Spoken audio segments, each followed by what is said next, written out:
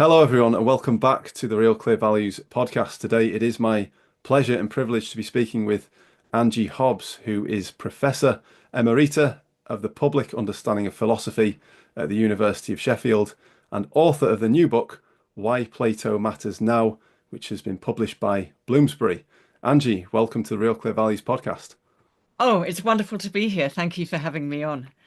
This is a conversation I'm really looking forward to because I feel as though I'm a little bit late to the party when it comes to Plato, but a series of synchronicities, you might call them, have come into play where Plato has come to my consciousness, and this comes at a time where you've written this book, which really explicates why Plato matters now, quite literally in title and in actuality as well. And I think it's quite striking, really, how Plato is so relevant to our time. So let's start off then to talk a little bit about who Plato was. So who was Plato? Well, he was born into an aristocratic family in Athens, in ancient Greece, in probably 428, 427 BCE, possibly a few years after that. And during his youth, Athens was in turmoil. He had a very turbulent youth because Athens was engaged in a bitter civil war with Sparta, which went on and on from 431 till Athens was absolutely resoundingly defeated in 404. As well as that conflict, and then there was plague. I mean, it was just miserable. There was starvation. There were also huge battles in Athens itself between supporters of democracy and supporters of the oligarchic faction. Though those battles were played out within Plato's own family, he had supporters of democracy and supporters of oligarchy within his own family. So it was a very turbulent youth, and it's no surprise that when he becomes an adult in his political philosophy, his chief goal is social harmony. Now, he wasn't expected to become a philosopher. I mean, that's a relatively new kind of line of a relatively new career. He was expected to go into politics as an aristocrat, but two things really put him off. One in 404, when Athens lost and an oligarchic sort of basically a tyranny was set up in Athens. It was sort of set up by Sparta, with sort of oligarchic stooges in Athens, and their excesses, their cruelty, their savagery really revolted Plato. Secondly, then the democracy was restored, and initially he thought, oh, this might be a bit better, and it was a little bit better. But then in 399, the democracy voted to put to death his beloved friend and mentor Socrates. So he was completely disillusioned with politics, and he goes off traveling for about 10 years all around the Greek world, to southern Italy and Sicily, which are part of Magna Graecia, Greater Greece at the time, but also almost certainly to Egypt, to Cyrene in modern Libya. So he has all these years of traveling, and then he comes back, and he returns in the 380s, and he sets up this sort of research and teaching institute that's known as the Academy. And he gets involved in Sicilian politics. He has quite a dramatic life, actually. He's imprisoned once or twice. He only just escapes with his life. But on the whole, he lives in Athens, teaching, researching, writing, and then he dies when he is 80.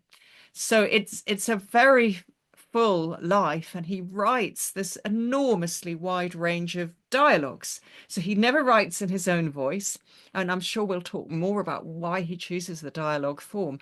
But he has this rich, varied cast of characters who discuss huge fundamental questions to do with how we should live, what sort of person we should be. I mean, basic questions to do with ethics, to do with political theory, aesthetics, the theory of knowledge, metaphysics, aesthetics, absolutely everything.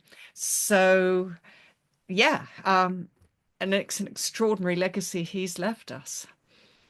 Yeah, so he had a very full and rich life, as you say, a lot of conflict. I think conflict, especially family conflict in childhood, can have a profound impact, of course, on what people care about in later life and how it is that they choose to focus on things and Yeah. what they choose to devote their attention and their time to.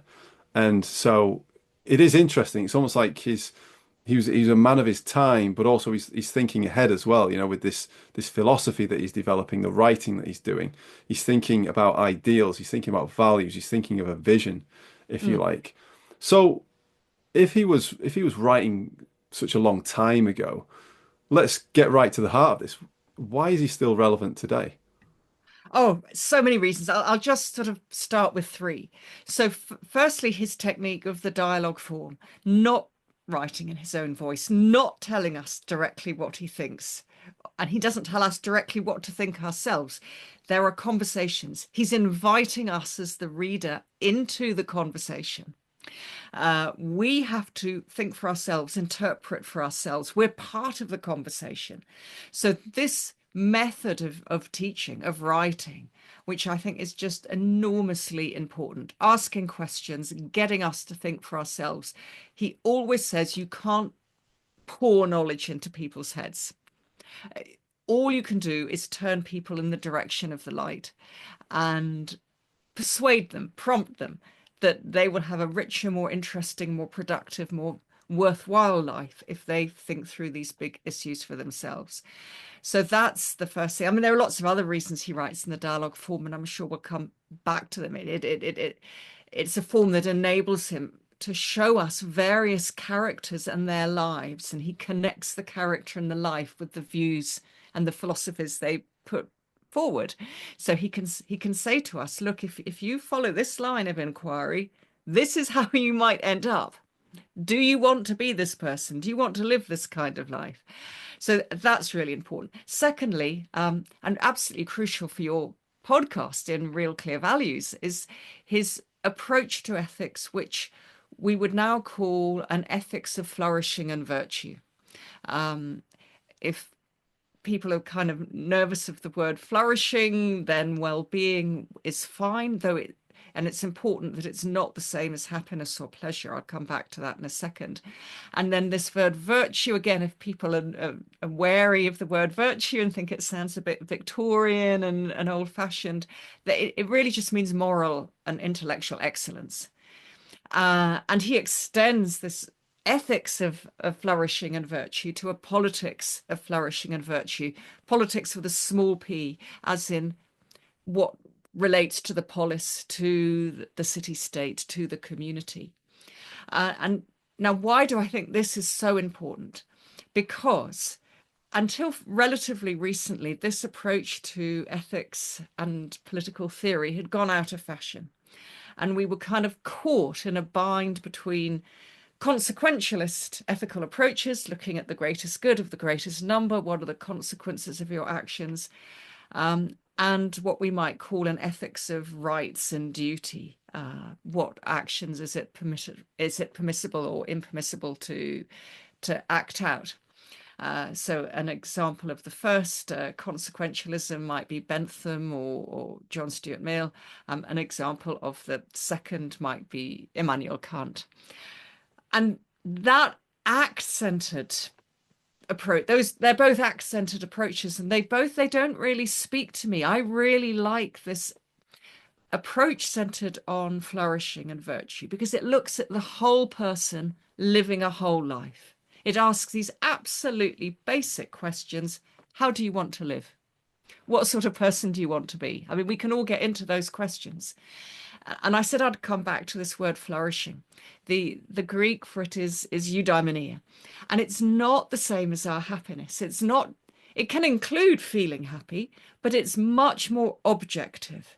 It's about actualizing your potential, about fulfilling your various faculties, be they intellectual or imaginative or emotional or physical.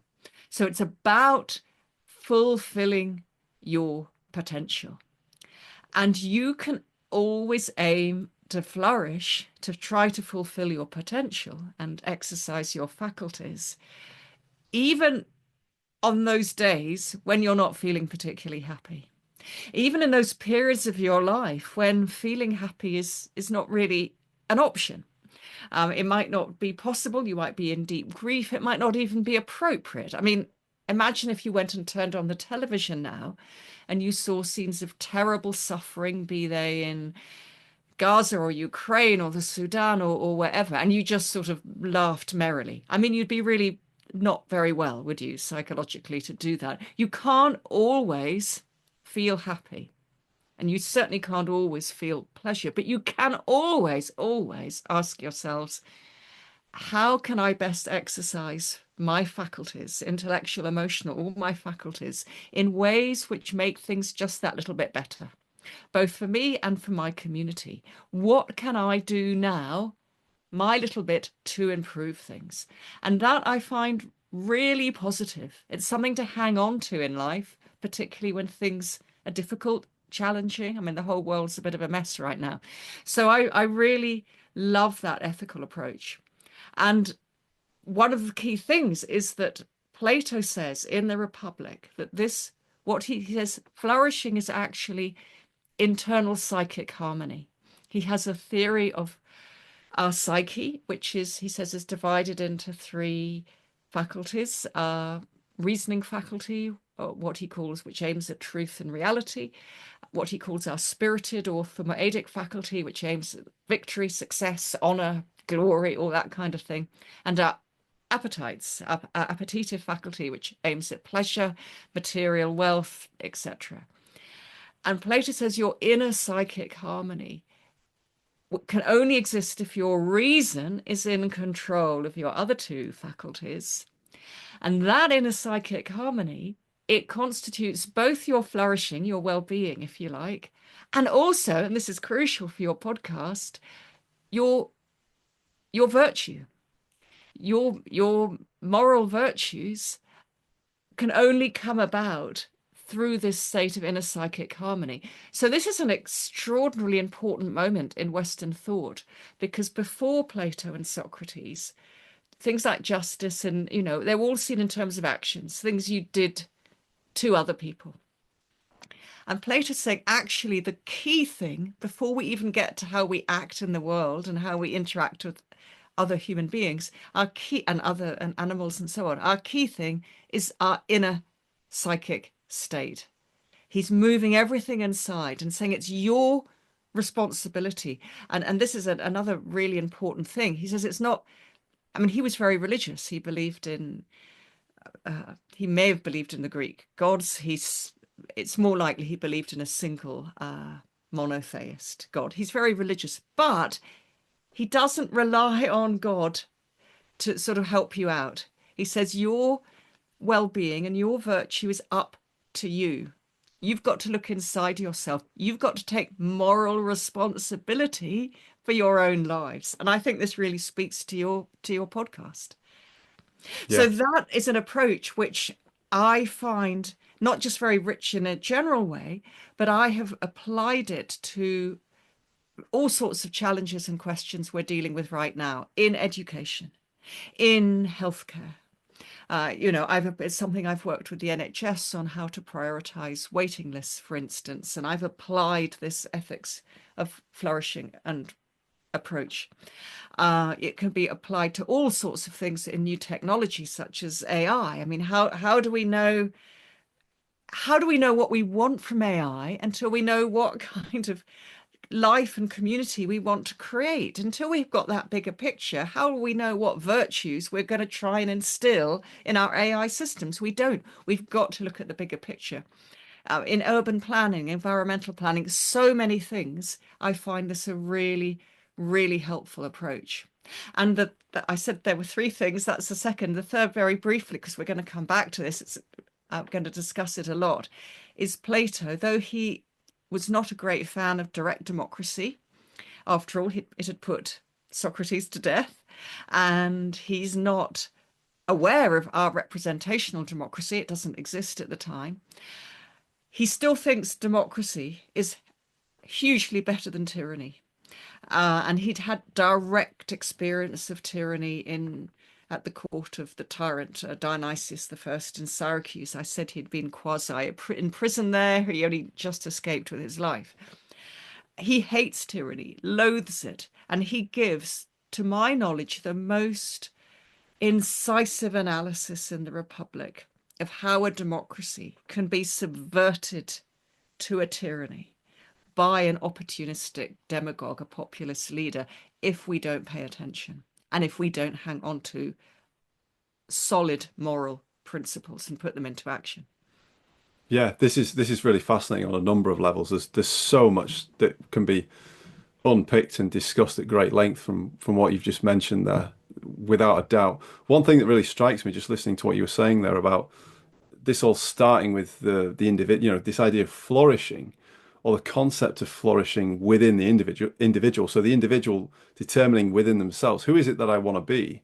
Yeah. And what sort of life do I want to create? And looking at that holistically, this is very much this is very similar to, and even speaking in terms of guarding against tyranny, it's very similar to what Carl Jung starts to talk about in the 20th century, and talking about the idea that the salvation of the whole is dependent upon the salvation of the individual. Different language that's been used, of course, but the same idea that if we want collective prosperity, if we want a good country or a good society, a good community, it starts with us, it starts with me, it starts with you as individuals.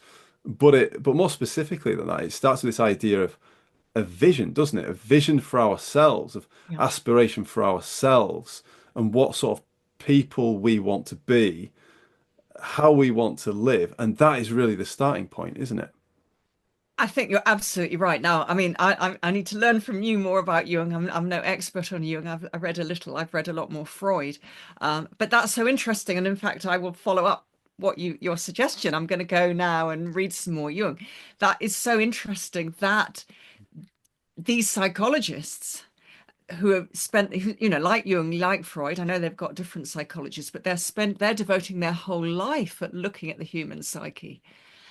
And actually, because Freud was also hugely influenced. I mean, Freud was directly influenced by Plato. Mhm. Freud even translates bits of Plato. He loves, particularly the Republic, the Symposium, the Phaedrus, and says he gets some of his ideas about the libido and sublimation from Plato. It's so interesting that these psychologists, whether, even if they're not quite sure exactly how much they're getting from Plato, they're using very similar language. They're using similar ideas. And they really study psychology and under clinical conditions. Plato obviously isn't, but I do think Plato's a very, very perceptive psychologist. Yeah, I think that really comes across in his writings, and he was really before his time. And I think with any great thinker, there is a degree of prescience in their writing where you can look back decades after, centuries after, maybe even millennia after, in the Yeah, case of exactly. Plato, Yeah. Yeah. and see how these ideas, these principles that they wrote about, these principles that they espoused, have really stood the test of time. So that is a really powerful reason, a powerful testimony, if you like, as to why somebody should be interested in Plato, why somebody should take Plato seriously, but also read it. I like what you said before about how Plato writes in dialogue as a means by which people can make their own minds up, Yeah. a way in which they can enter, they can kind of eavesdrop, they can earwig on the conversation, hear what's been said, and then start to think them. Because that's what we do, isn't it? It's what we do when we watch films, when we watch TV programs. Even if you hear somebody talking on the train, you're almost inserting yourself into that and making value judgments yourself. Well, what would I do in that Mm. situation? Or what do I think about that? And it's not necessarily just being nosy or malicious in any way.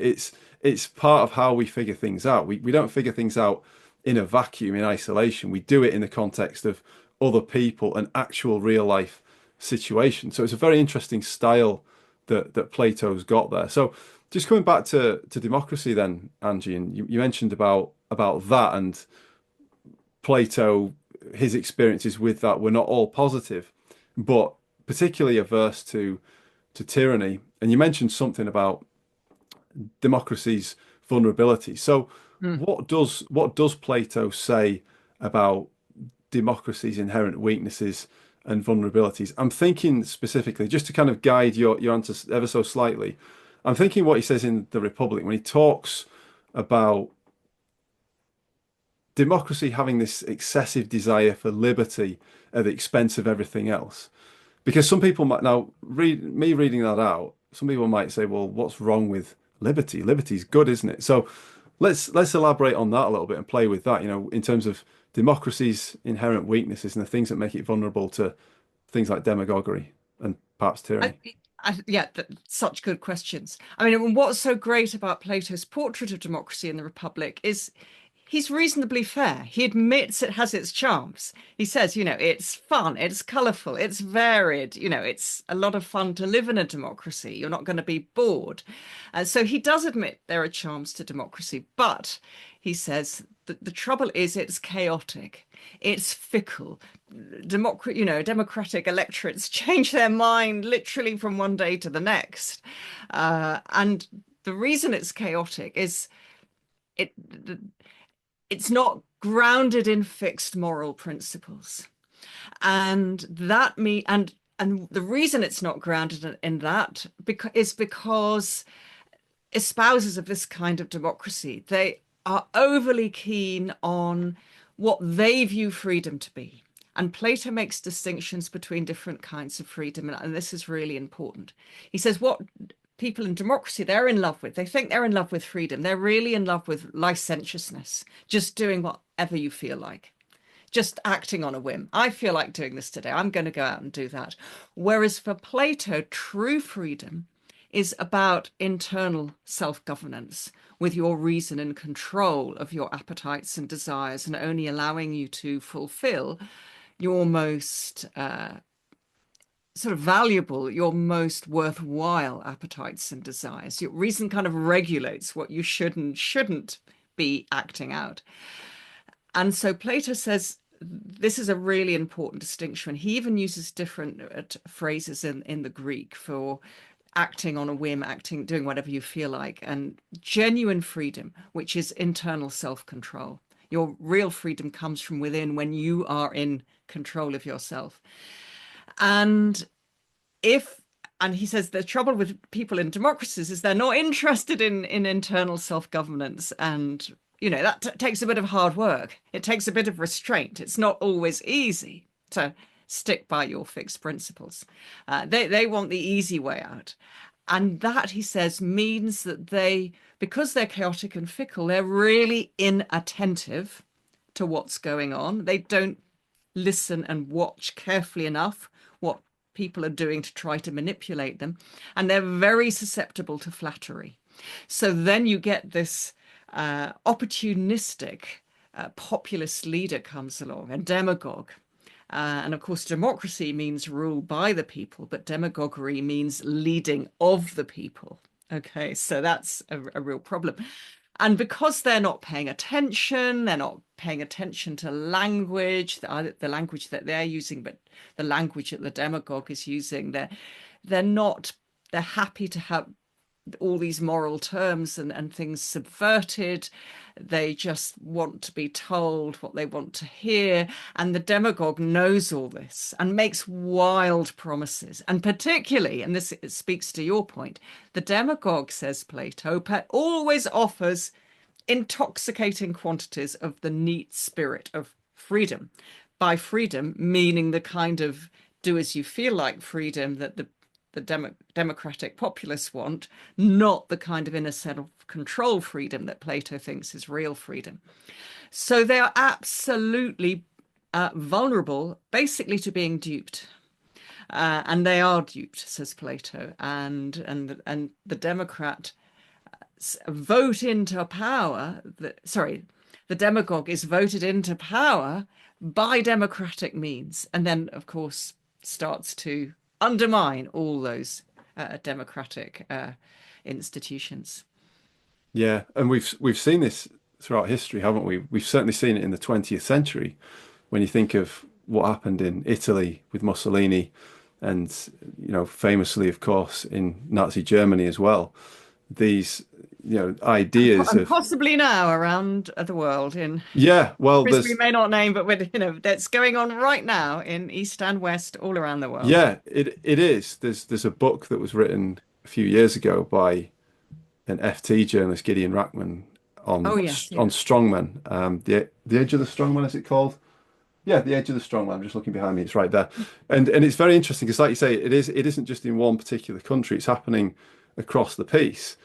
And it makes one wonder. You mentioned a phrase which I use quite frequently in relation to my own work, my own mentoring work, self-governance. Mm. I very much focus on self-governance and empowering self-governance within people in what you might call quite a platonic way, so that they can have the greatest freedom within themselves and not do things that feel good in the moment, but actually have a consequence that's probably going to hit in the next immediate space of time, or they're going to feel really good in one domain, but actually have a really bad effect in another domain.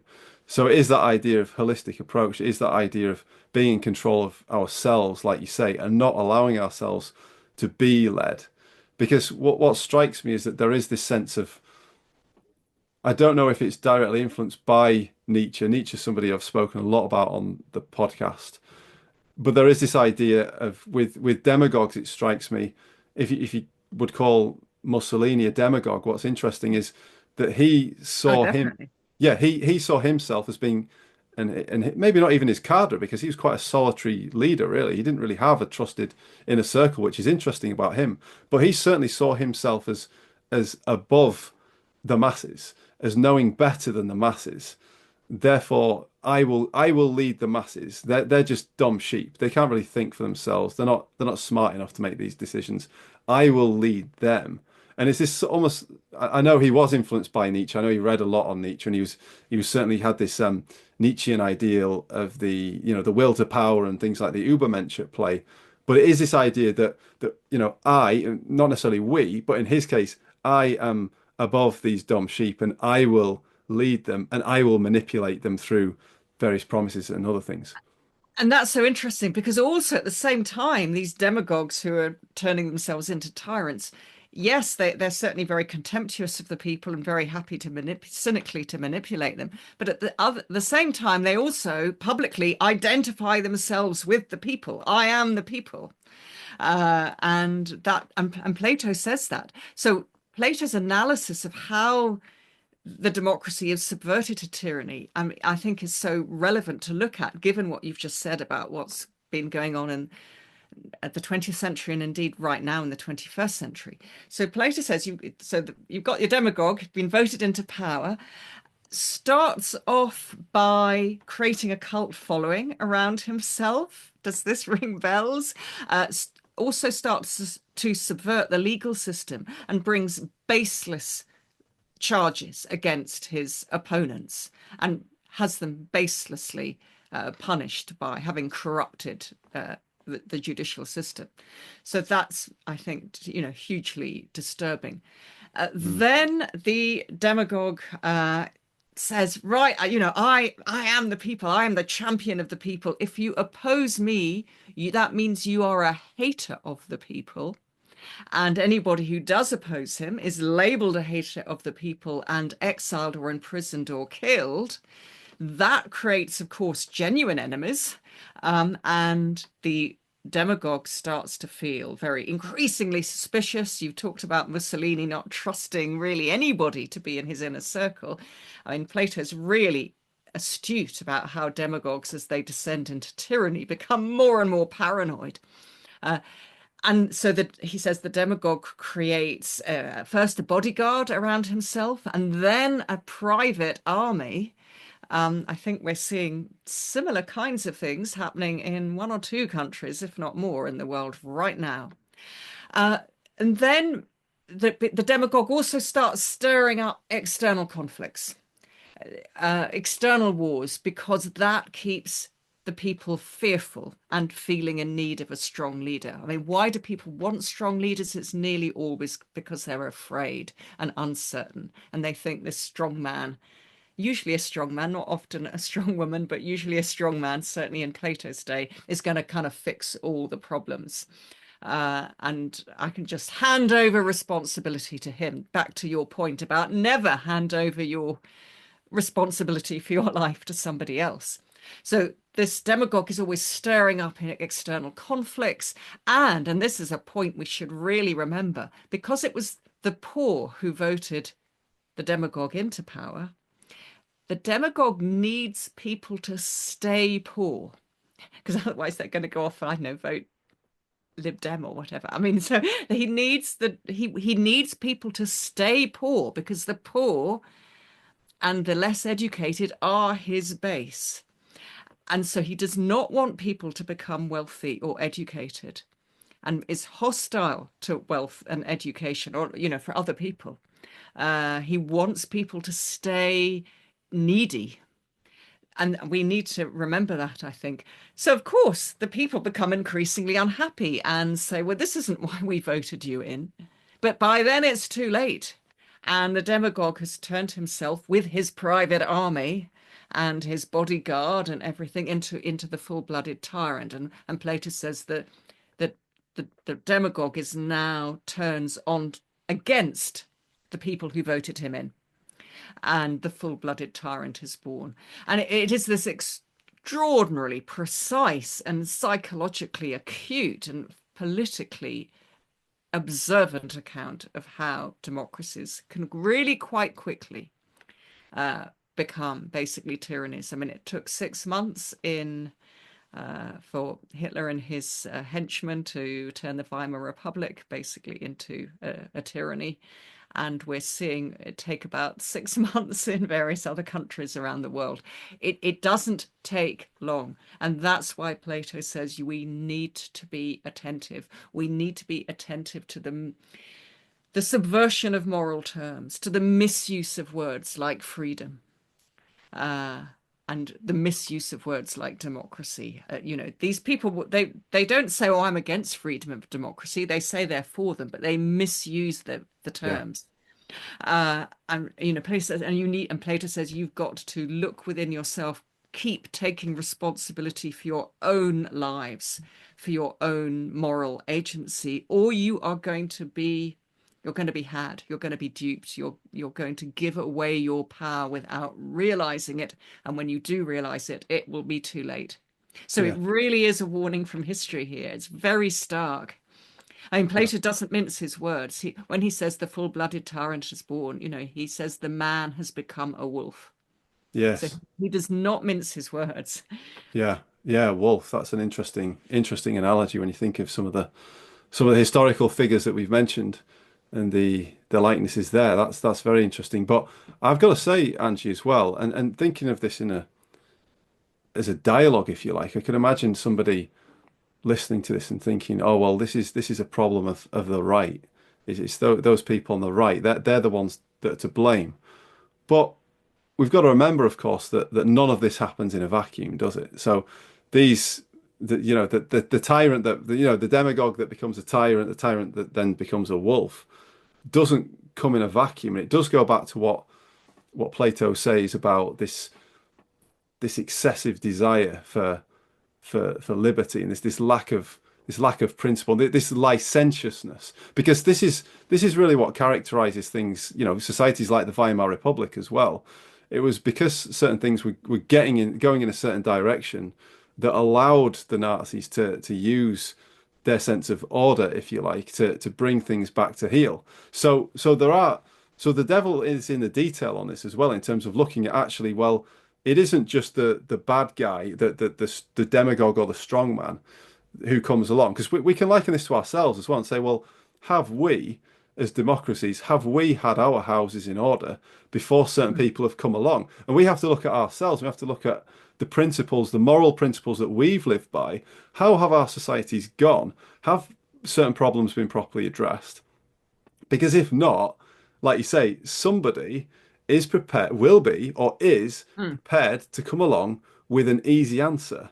And in the context of a democracy, people will say yes to that because it's clear, it's simple, and it fixes the problem now. So I think we have to be careful to be mindful of what Plato talks about, this idea of licentiousness, this idea of doing what you want when you feel like it, of lacking in principle. Because that, if I'm not mistaken, in the Republic, I think he writes of the democratic character as lacking in principle, if I'm not mistaken. And even, I think, in part of the dialogue, he talks about people Well, being, they're lacking in fixed principle. They'll have one yes, principle one day and another yeah. principle the next day. They're all over the shop. Which isn't really a principle at all, is it? Exactly.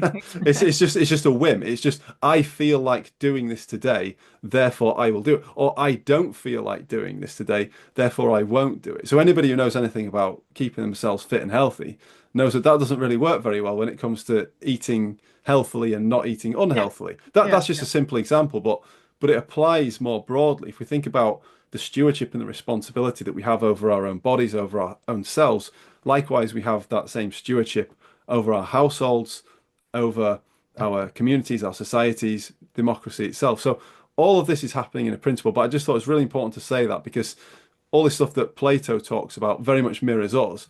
And I wouldn't want anyone listening to this and saying, "Oh, it's just the bad guys over there, Oh no, and absolutely. everybody else is okay." It's just No, these no, bad no. I guys. mean, that's why Plato is so clear. I mean, Yeah, there's three really important points in what you've just said. So, firstly, I would say that though tyrants do, do often come from the far right, they don't have to come from the far right. They can come from the far left. Look at Stalin. I mean, tyrants can emerge in communist countries as well. So it's not just a problem for the far right. Secondly, I mean, you make 2 points about our own responsibility. One is that if the current society is in a real mess and people feel they just don't have a fair chance at life, and if there are real problems with poverty of wealth or housing or education, whatever it is, then that's a population that's going to be much more vulnerable to the flatteries, the blandishments, frankly, the lies of the would-be demagogue. So, and that's really important. So we have to look, as you say, we have to look at the state of current society and think, is it in a healthy state or is it at risk of being undermined? And then your third point is when the undermining happens, if people are kind of open to believing whatever sort of comforting fantasies and lies they're being sold, it's not just the matter of the demagogue manipulating. If you've got a population which feels it's not been given a fair crack at life, then they're going to be vulnerable to sort of flatteries, fantasies, frankly, lies, because they'll want to believe them. But when the demagogue comes along and starts the flattery and the fantasies and the lies, people are more prone to believe that demagogue if they themselves lack firm, fixed inner principles. And if they are not being attentive, if they are just sort of morally confused or indifferent, that's going to make them much more vulnerable. Because as we're seeing all over the world right now, to hang on to democracy, it takes work, it takes effort, it takes, frankly, some virtues. It takes wisdom, it takes courage, certainly moral courage, and in some cases, physical courage. Uh, Demagogues don't become tyrants on their own. And not even just with a cohort around them. They have to have a lot of enablers in the general population.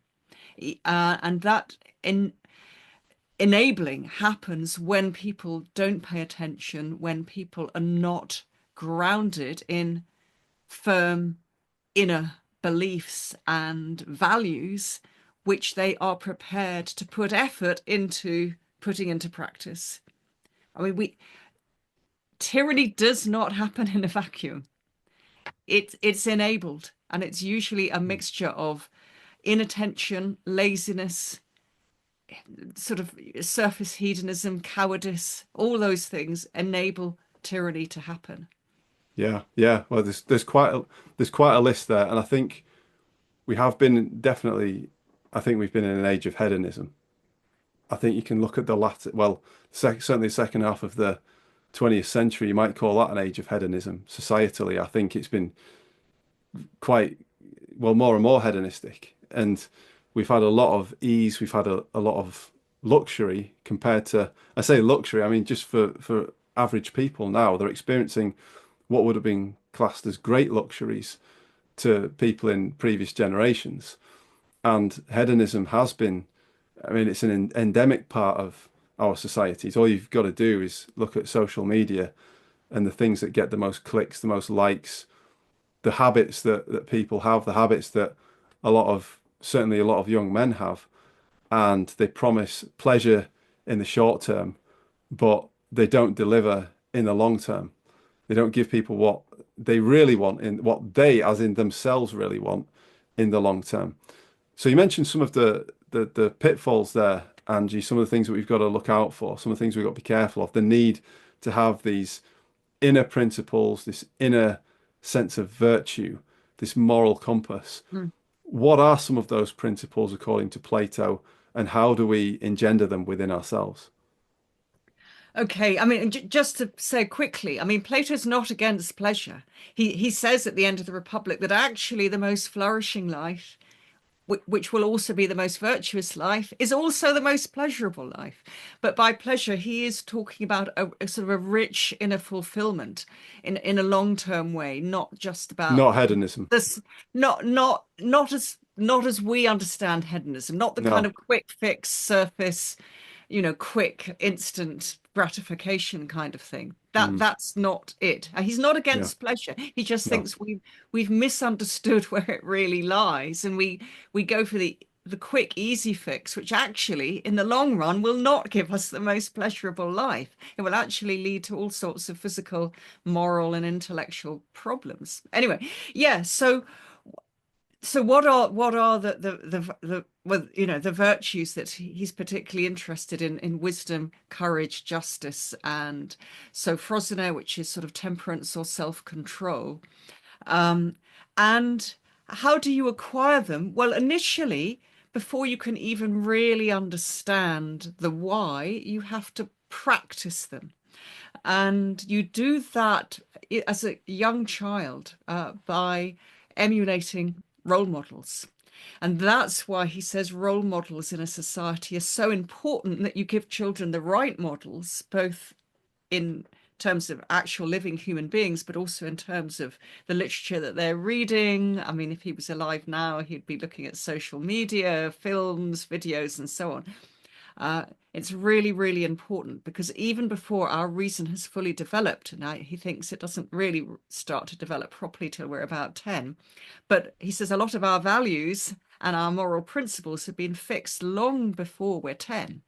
Maybe not fixed for all time, but they're certainly being formed in a really important way. Uh, so you give people the right kind of role models to aspire to. So that, and I talked about the three parts of the Platonic psyche in the Republic. You've got the reasoning part, and that's crucial later for true full virtue. But before reason is fully developed, you've got the appetites and this middle part, the spirited element, which desires success and honor and glory and respect and so on. And of course, the best way to get honor is to copy the kinds of people in your society who are already honored. And that's great if they are honorable people, says Plato. And it's disastrous if they are, in fact, dishonorable people and you live in a corrupt society. I mean, that is one of the reasons why he says that ethics actually leads very quickly to political theory, because he says it's really, really difficult to be morally good all on your own in a very corrupt, degenerate society. I mean, I think he thinks Mm, Socrates managed it, but he thinks it's very hard. It's much, much easier if you're growing up in a healthy society and are seeing healthy role models around you, and reading and watching them in the arts and so on. mm, So that's really important. And then you have, but you have to practice. You have to keep practicing virtue. It's a daily attention to your behavior. And then as you get older and you can reflect on it more and you can understand why it's important, then it becomes easier. It becomes kind of second nature. mm, Uh, but it's not easy, but he says it's much, much easier to do it this way than to have somebody growing up with very poor or no moral principles and then to try to correct that later. He says that's very hard.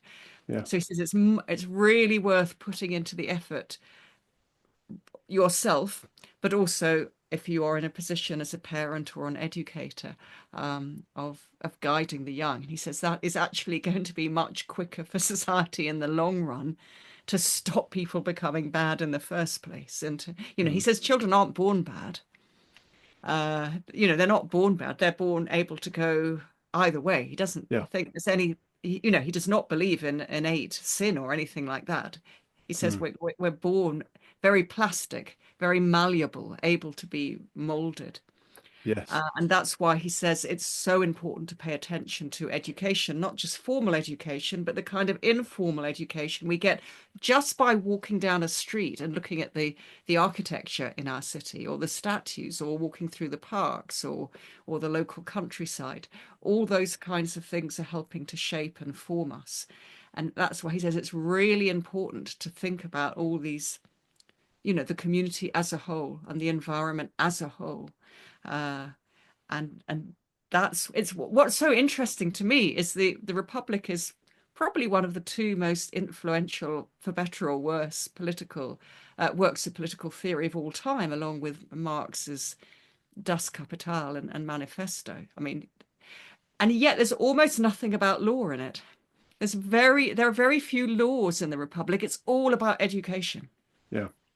He almost thinks that if you need to use laws to get people to behave well, you've kind of failed. I mean, he Yes. doesn't want laws. He says you need laws. Yeah. You've got to have a legislature. But if you're having to force people to Yeah. behave well by saying you'll be punished terribly if you don't behave well, you've Yeah. kind of failed as an educator. People should want to behave Yes. differently because Yes. actually it's going to give them more pleasure. They're going to have stronger friendships, better loves, a more fulfilling, rich, full life. Yeah. It's funny you say that because this really relates to one of my favorite quotes, which is by I believe it's by Emil Durkheim, which says when mores are sufficient, laws are unnecessary. When mores are insufficient, laws are unenforceable. So That's that's it's so I think interesting. maybe he got that. I don't know the provenance of it in terms of his thinking and his intellectual thought, but it sounds like it's what Plato's saying.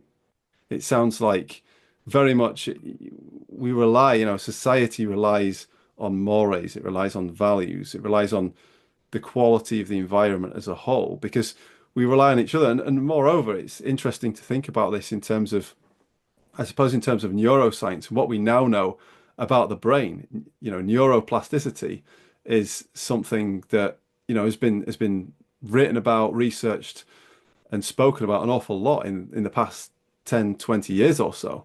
Mm, And we're learning more and more about the brain and just how plastic the brain is. So mm, yes, at those early stages in life, that's when things are the most impressionable because people, young children and babies, they are just absorbing everything and they're forming the brain is in its most nascent impressionable stages.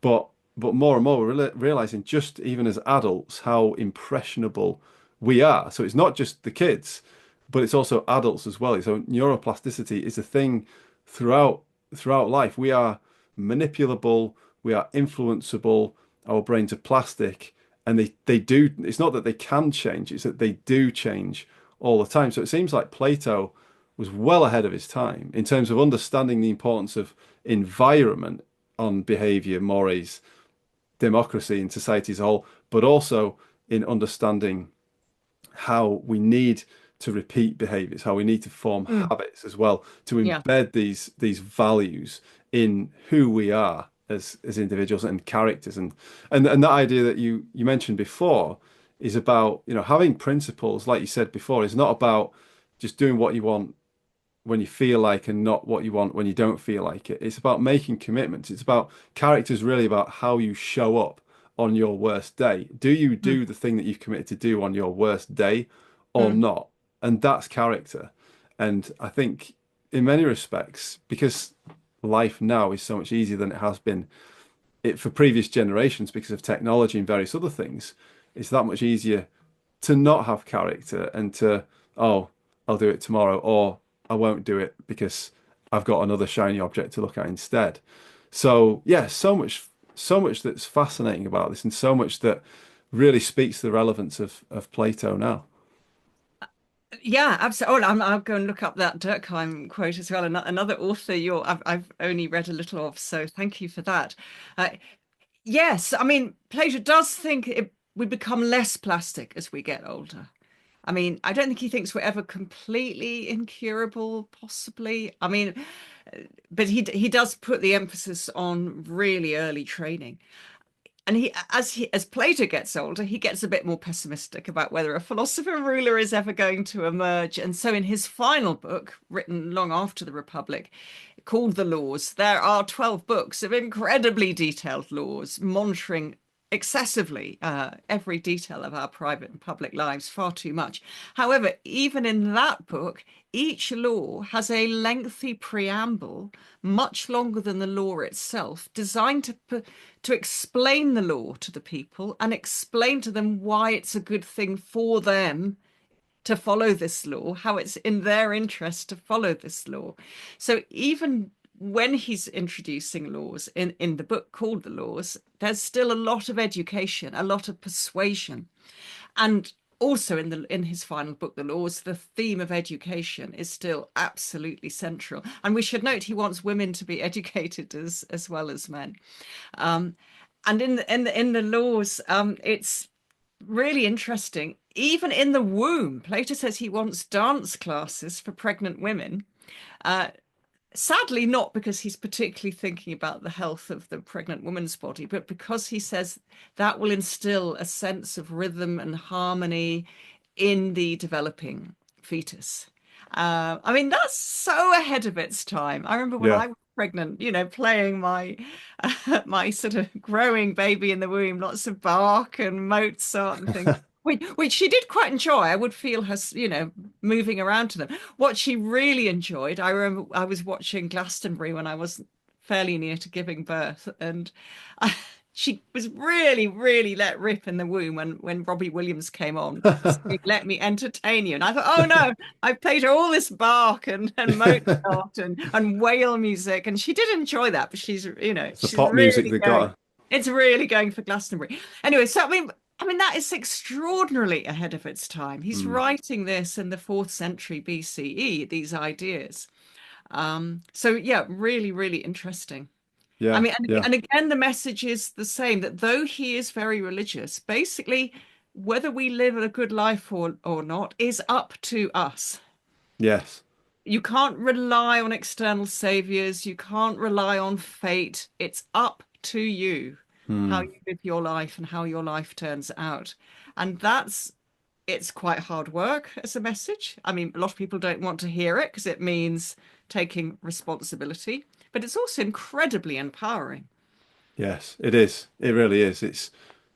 It is empowering, and that's the thing. It's paradox, isn't it? The people that can benefit most from this sort of message are often the least likely to accept it, unless I think something really happens in their lives that causes them to pause and reflect on where things are now versus where they want them to be, and then have a desire for that thing sufficient to be open to change, and then a stimulus to make the change, but also a belief as well. I think a lot of this comes down to belief. If people don't believe that they can change, then they won't even start to attempt to Mm, change. mm. So there's a lot in there. So it's interesting that you mentioned about Plato being religious and having faith, if you like, because having some sort of belief in something that's greater than yourself seems to be quite valuable in terms of raising your standards, raising your game. Because if there aren't these, and you can liken it to role models as well, if there aren't role models, if there isn't something, if there isn't a standard to aspire to and to strive towards, then where are we going? And that's the question, isn't it? Okay, I Are we just mean that meandering? yeah, I mean that's a complicated question with Plato. Yeah, I think I mean he is deeply religious. He is incredibly he hates all the Greek myths about the Greek gods, or not all of them, Mm, but most of them, because he says they portray the gods as behaving really, really badly. I mean, if you mm, look at the gods in Homer and so on, they're yeah. terrible role models. I mean, they just commit every moral vice going. So he doesn't want gods of Greek mythology to be taken as role models, that's for sure. He doesn't really say very much about his own sort of personal God, but yeah, he does say that he thinks God, and when he's at his most profoundly religious, he tends to go from talking about the gods to God in the singular, which is quite interesting.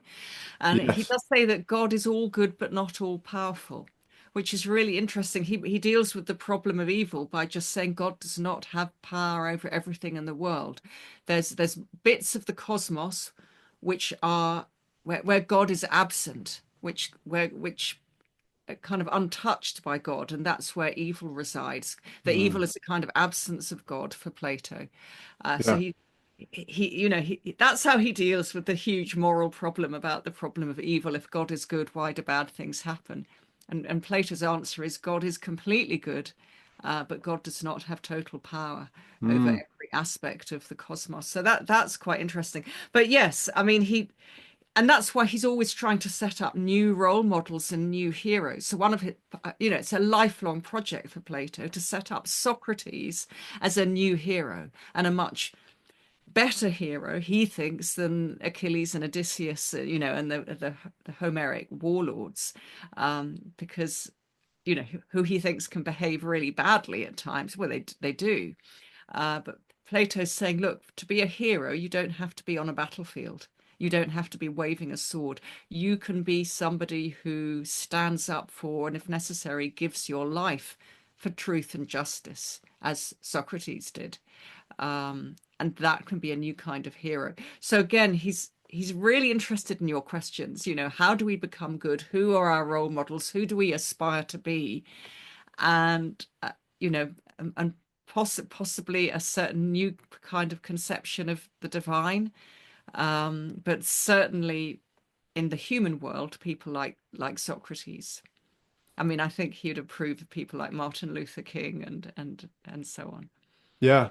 It's a really, really interesting discussion. The idea of Plato believing that there are limits on what God can do is fascinating because it's almost like, I suppose, from my own thought on this as well, which might relate to Plato's, it's almost as if God has to abide himself by certain principles, if you like.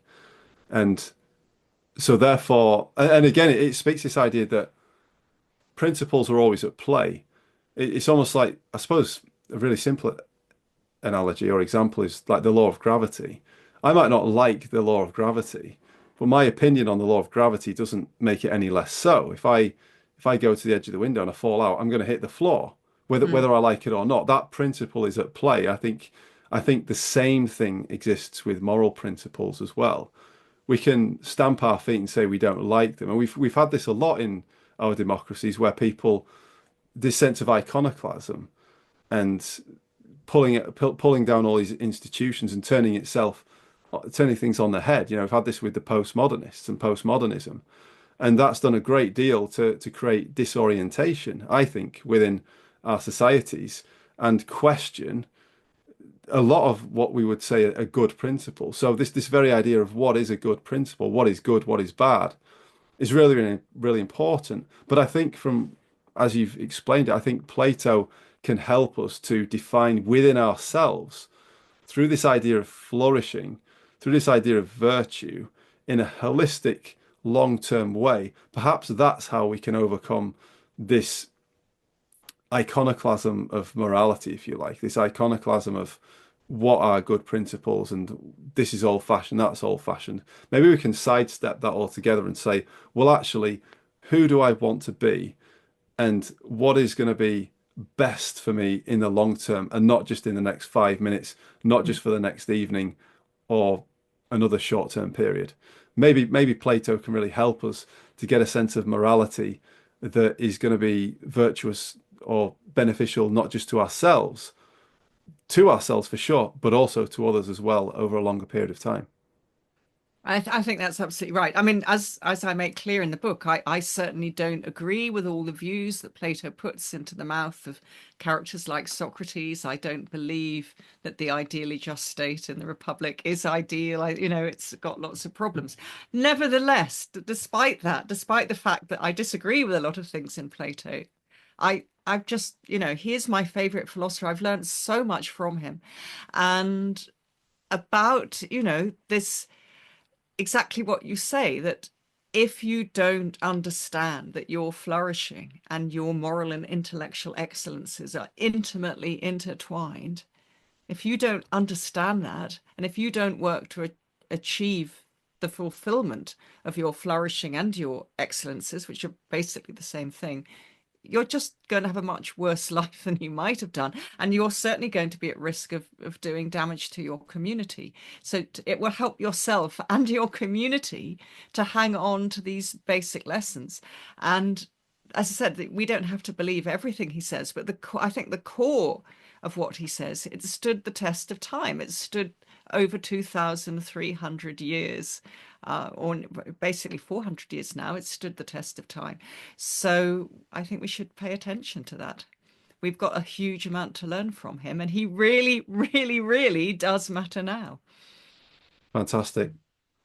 What a great discussion, Angie. This has been a really, really enlightening discussion. I've learned a lot about Plato from it. I've learned a lot about the relevance of Plato from your work.